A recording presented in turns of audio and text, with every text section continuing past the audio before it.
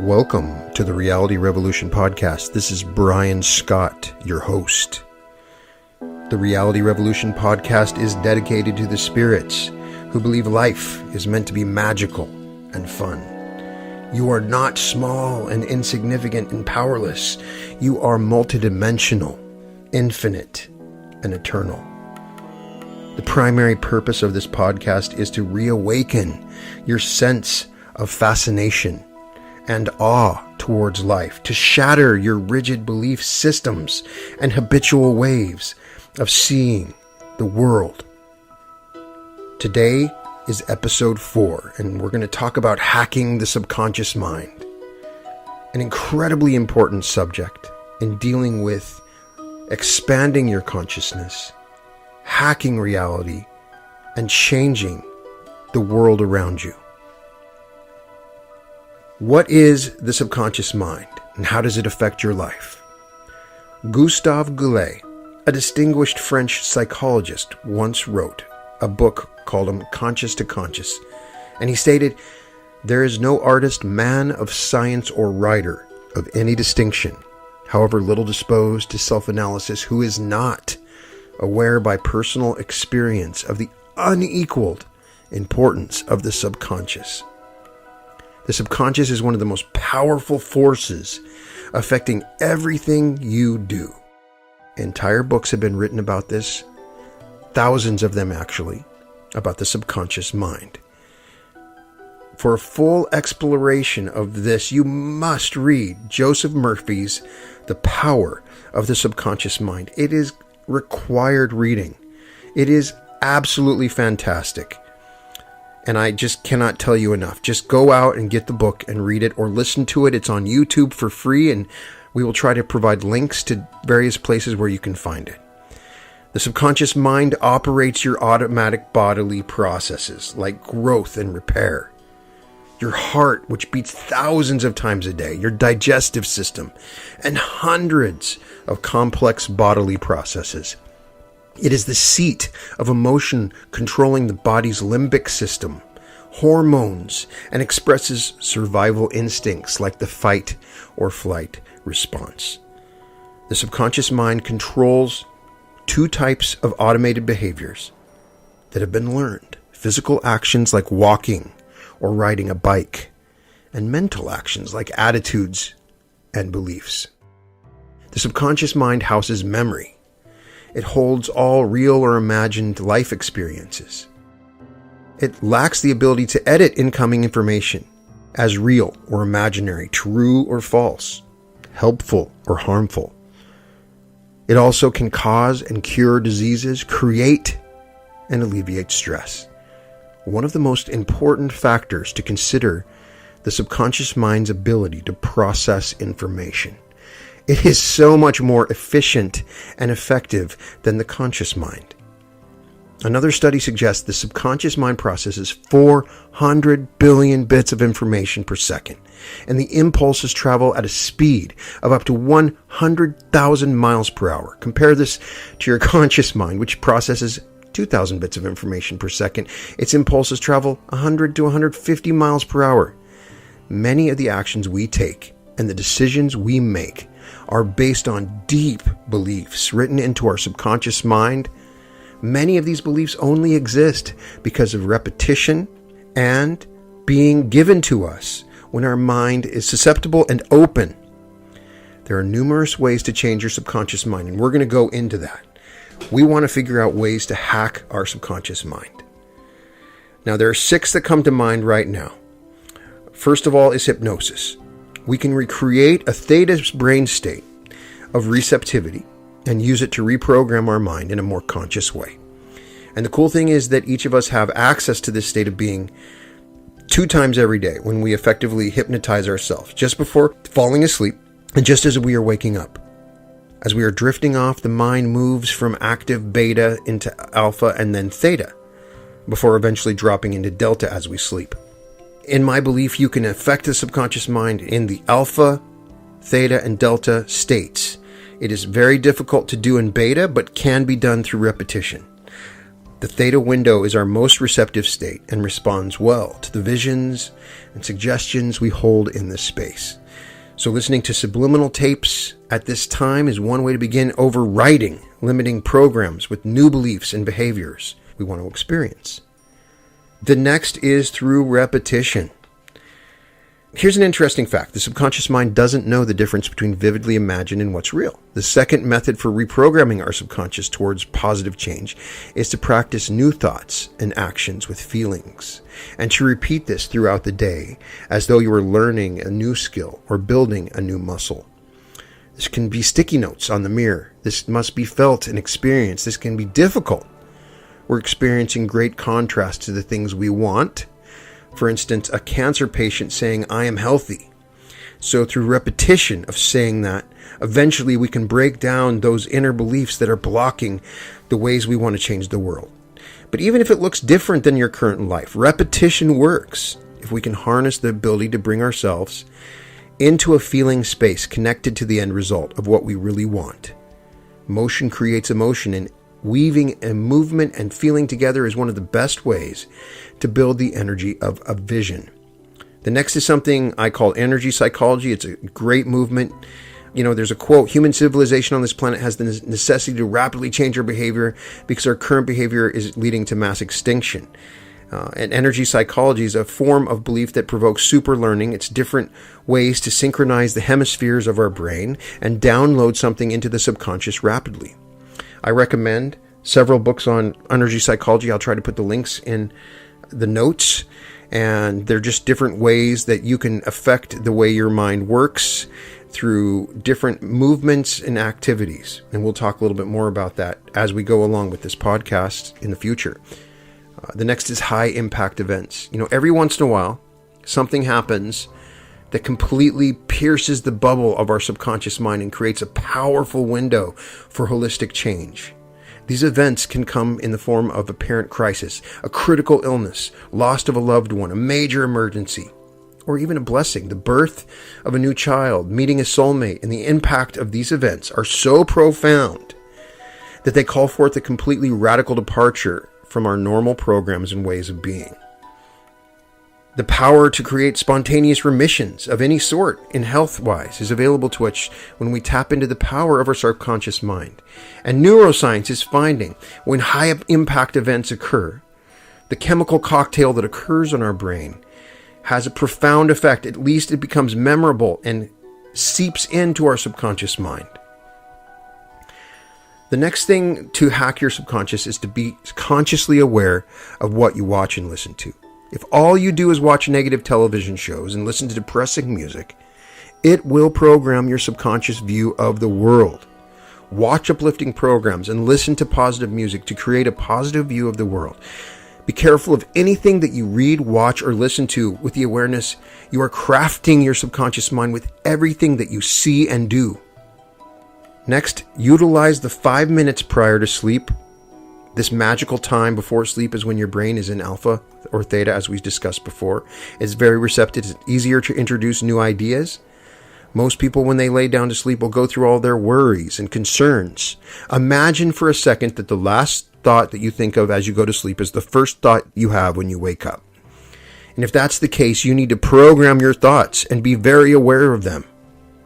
The final concept is affirmations, and a lot of people laugh at this. I did too. I found it kind of a weak idea, but it is powerful. It's a way of guiding, controlling your thoughts and process. Repeating powerful and emotional phrases will change your subconscious mind.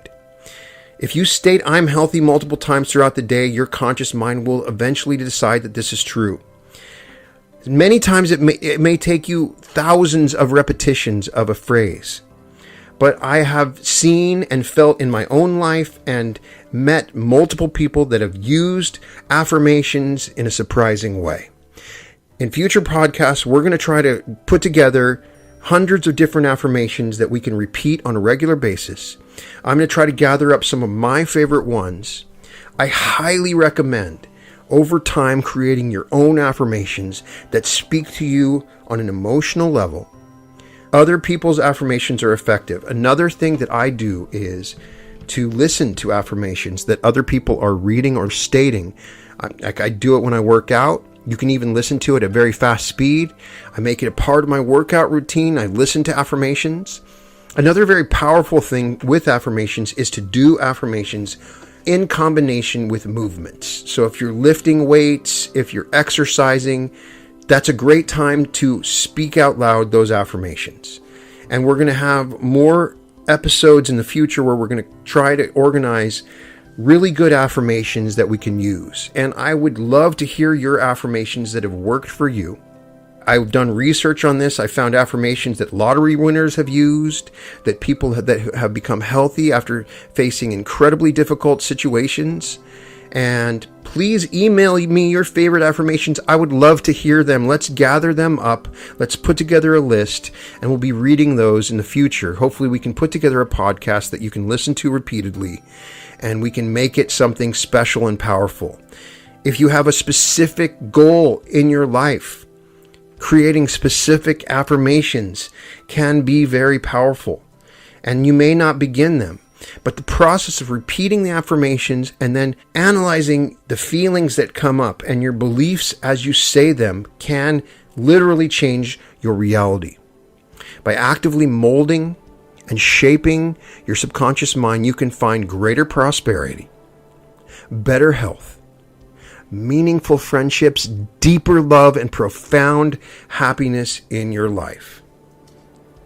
We need to look at the way the subconscious mind works, and one model of consciousness that quite stunningly reflects how this works is the conscious mind is likened to the surface of the ocean, the subconscious to the ocean itself, and the consciousness the unmoving and deep surfaces of the ocean. It is important to understand that operating at the surface of the ocean is not very life-changing. The thoughts you are consciously aware of make up less than 1% of your total being. This is why I sometimes mock the mind or ego and its contents. If you operate only at the surface level of the mind, thought, action, and external reality, your level requires enormous willpower and effort. But only a slight change at the subconscious level will move the entire ocean and the surface with it. The subconscious levels contain your deep-seated emotions, core beliefs, and identities. Making changes here has a long-lasting effect on your reality. If you only try modifying your thoughts and actions, that will work temporarily. But sooner or later, whatever you truly believe and feel will resurface. The conscious mind is only the very tip of the overall ocean, the part of the ocean you can see. Whatever runs in your conscious mind is what you think is appropriate to the current circumstances. The rest is hidden from sight. So, I was just on a flight recently, and I was looking down over the ocean as we flew on it, and I could see the waves on the top. And I was trying to imagine what was below, and we couldn't really see what was below, of course, because what we see on the top of the ocean has nothing to do with what's going on, the animal life, the geography, the architecture of that ocean is hidden from our sight. And what we have in our subconscious mind is often hidden from our minds. One of the things I've learned in coaching others, the first thing I try to figure out is what is the subconscious beliefs that are blocking them from achieving their goals. It is really the most powerful and effective method to understanding what's going on. And if we can help release these subconscious beliefs, we can make huge, gigantic changes.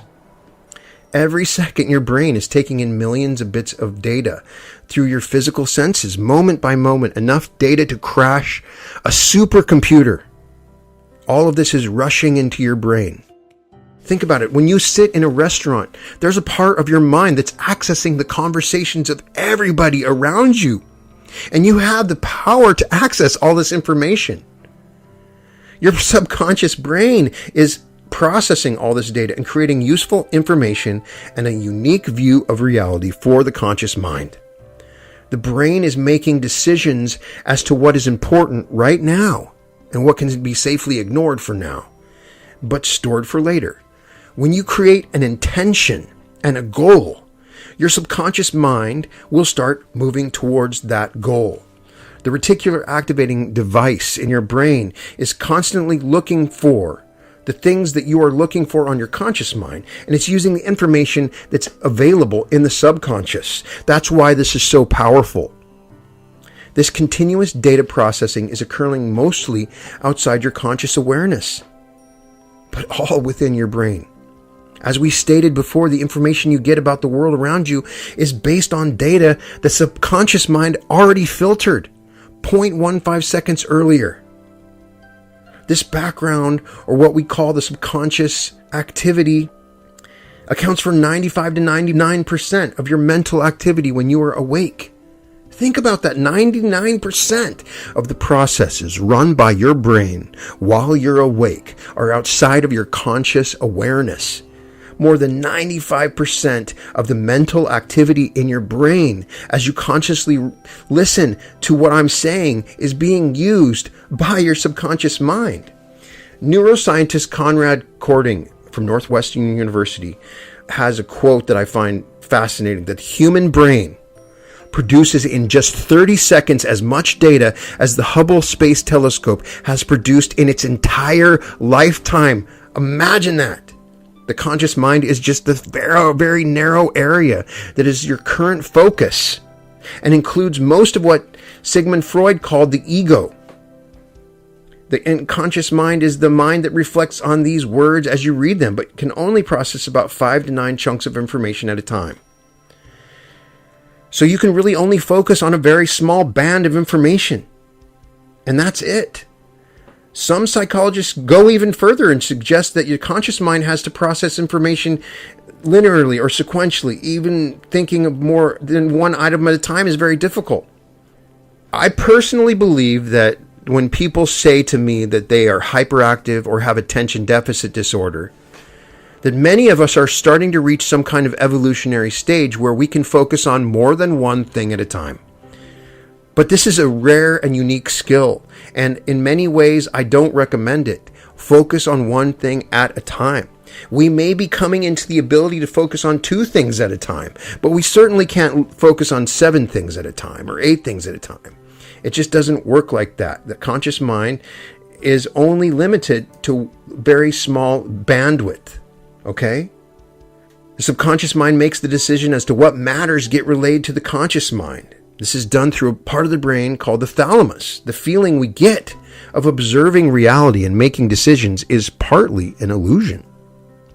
When we get the sense of making a decision, indeed we are, but the decision is made from a pre-selected list of choices compiled by your subconscious mind and sent to the thalamus, to the prefrontal cortex. The whole process, it's not instantaneous. There's a little bit of a delay.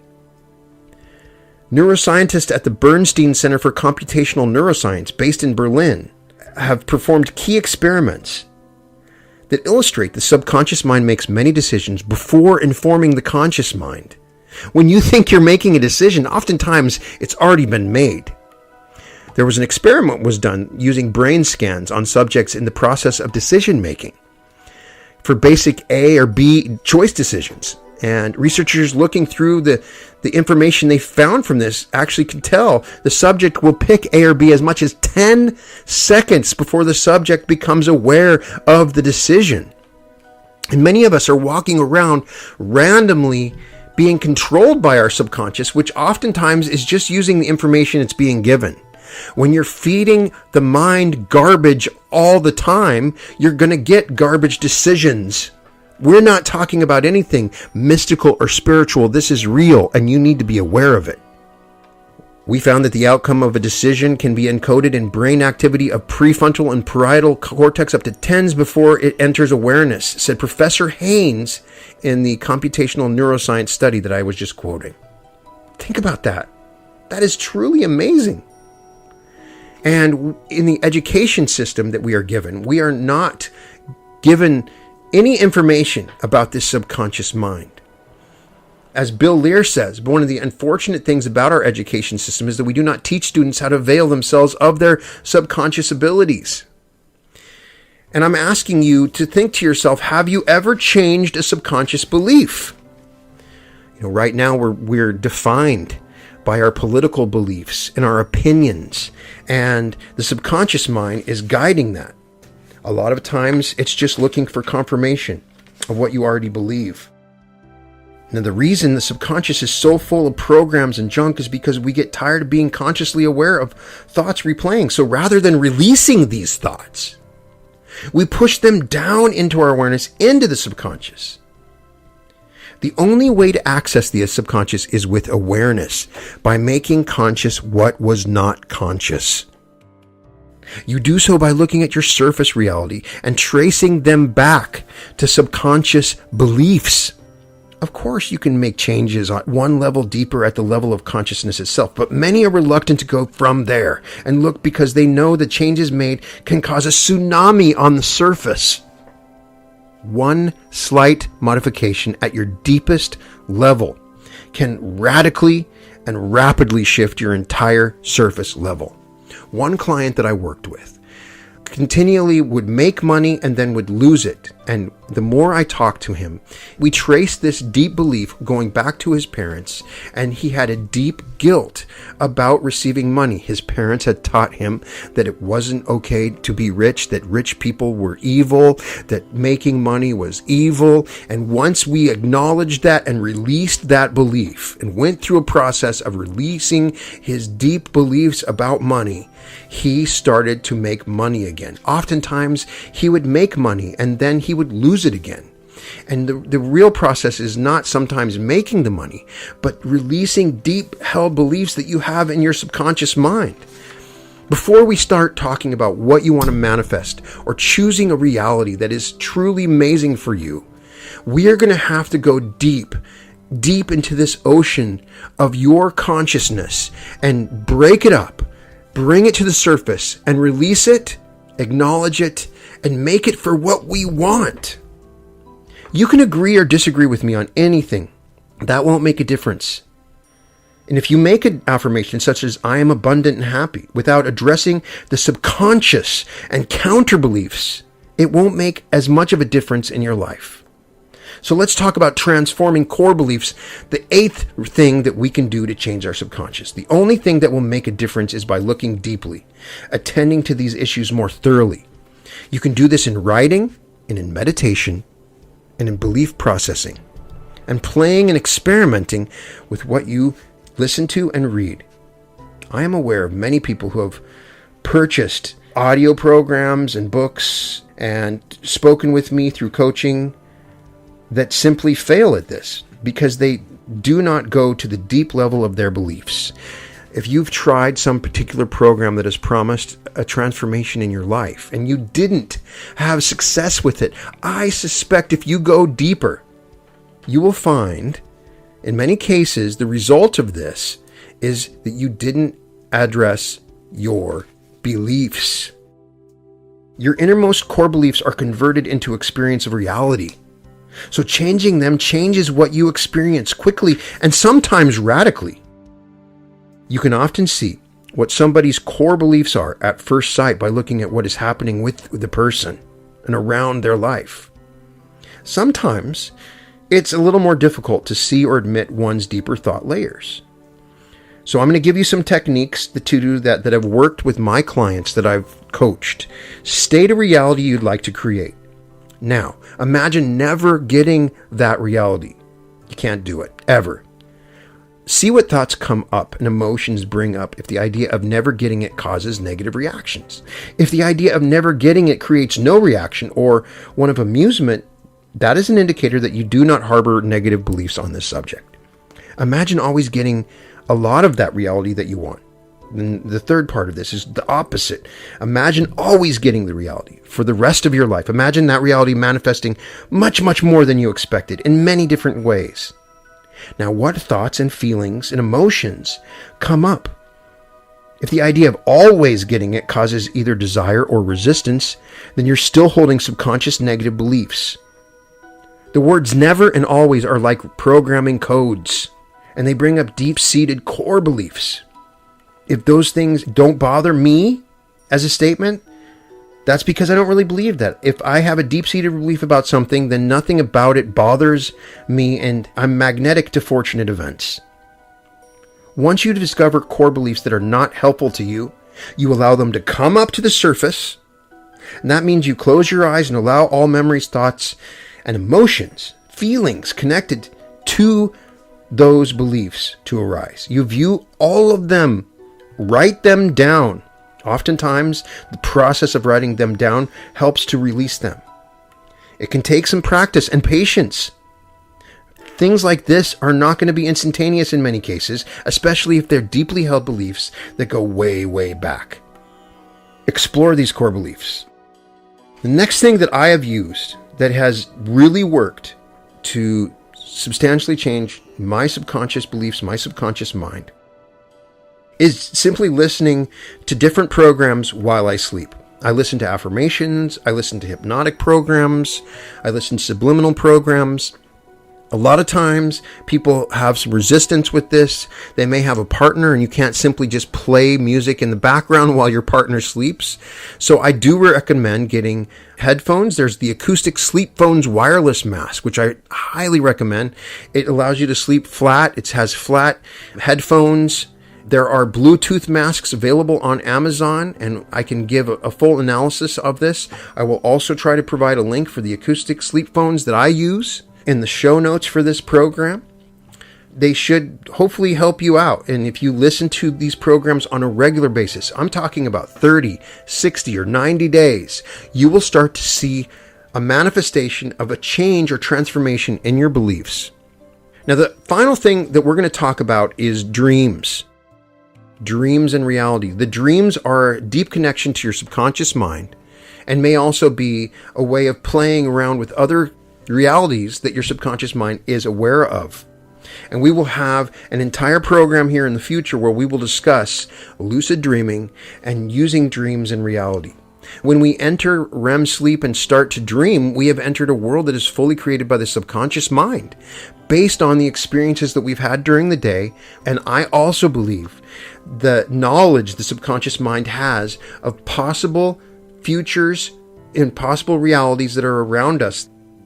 Your subconscious mind is able to deceive you night after night to perceive your dreams as real. I oftentimes, and you have probably experienced this, you're in a dream and it feels like it's really happening. And you wake up and you still kind of believe that you're in that dream.